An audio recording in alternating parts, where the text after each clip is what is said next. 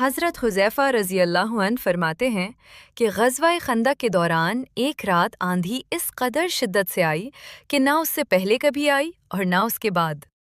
اندھیرا اس قدر زیادہ کہ آدمی کے پاس والا آدمی تو کیا اپنا ہاتھ بھی نظر نہیں آتا تھا، اور ہوا اتنی سخت کہ شور بجلی کی طرح گرج رہا تھا۔ منافق اپنے گھروں کو لوٹ رہے تھے۔ ہم 300 کا مجمع اسی جگہ تھا۔ حضور صلی اللہ علیہ وسلم ایک ایک کا حال دریافت فرما رہے تھے اور اس اندھیرے میں ہر طرف تحقیقات فرما رہے تھے۔ اتنے میں میرے پاس حضور صلی اللہ علیہ وسلم کا گزر ہوا۔ میرے پاس نہ تو دشمن سے بچاؤ کے واسطے کوئی ہتھیار تھا، نہ سردی سے بچاؤ کے لیے کوئی کپڑا، صرف ایک چھوٹی سی چادر تھی۔ میں اس کو اوڑے ہوئے گھٹنوں کے بل زمین سے چمٹا ہوا بیٹھا تھا۔ حضور صلی اللہ علیہ وسلم نے دریافت فرمایا، کون ہے؟ میں نے عرض کیا، حذیفہ، مگر مجھ سے سردی کے مارے اٹھا بھی نہ گیا۔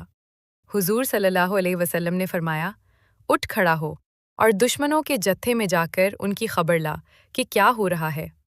میں اس وقت گھبراہٹ اور خوف کی وجہ سے خستہ حال تھا، مگر تعمیل ارشاد میں اٹھ کر فوراً چل دیا۔ جب میں جانے لگا تو حضور صلی اللہ علیہ وسلم نے دعا دی، یا اللہ، آپ اس کی حفاظت فرمائیں، سامنے سے اور پیچھے سے، دائیں سے اور بائیں سے، اوپر سے اور نیچے سے۔ حذیفہ رضی اللہ عنہ فرماتے ہیں کہ حضور صلی اللہ علیہ وسلم کا یہ ارشاد فرمانا تھا، گویا مجھ سے خوف اور سردی بالکل جاتی رہی، اور ہر قدم پہ یہ معلوم ہوتا تھا گویا گرمی میں چل رہا ہوں۔ حضور صلی اللہ علیہ وسلم نے چلتے وقت یہ بھی ارشاد فرمایا تھا کہ کوئی حرکت نہ کر کے آئیو۔ میں وہاں پہنچا تو دیکھا کہ آگ جل رہی ہے۔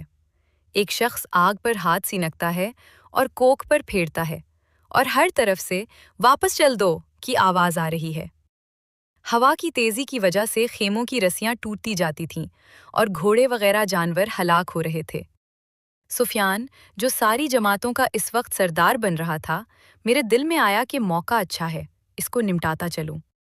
ترکش میں سے تیر نکال کر کمان میں بھی رکھ لیا، مگر پھر حضور صلی اللہ علیہ وسلم کا ارشاد یاد آیا کہ کوئی حرکت نہ کرنا، اس لیے میں نے تیر کو ترکش میں رکھ دیا۔ ان کو شبہ ہو گیا، کہنے لگے، تم میں سے کوئی جاسوس ہے؟ ہر شخص اپنے برابر والے کا ہاتھ پکڑ لے۔ میں وہاں سے واپس آیا۔ اب آدھے راستے میں تھا تو کچھ سوار امامہ باندھے ہوئے مجھے ملے۔ انہوں نے کہا، اپنے آقا سے کہہ دینا کہ اللہ نے دشمنوں کا انتظام کر دیا۔ میں واپس پہنچا تو حضور صلی اللہ علیہ وسلم نماز پڑھ رہے تھے۔ نماز سے فراغت پر میں نے پورا قصہ سنایا۔ ان حضرات نے اس قدر سختیوں اور دقتوں کی حالت میں بھی تعمیل ارشاد کو جان و مال سے زیادہ عزیز رکھا۔ اللہ تعالیٰ مجھ ناپاک کو بھی ان کے اتباع کا کوئی حصہ نصیب فرمائے، آمین۔